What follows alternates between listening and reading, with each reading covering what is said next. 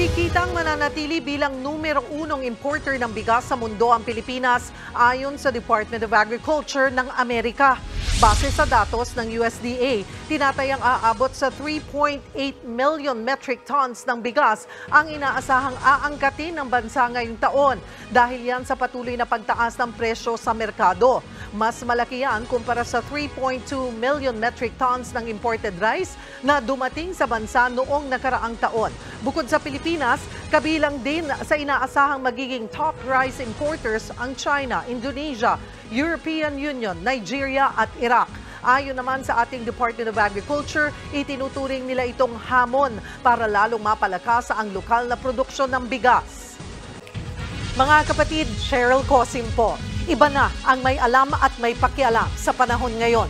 Para sa tuloy-tuloy na balitaan sa Frontline, mag-follow at mag-subscribe sa social media pages ng News 5.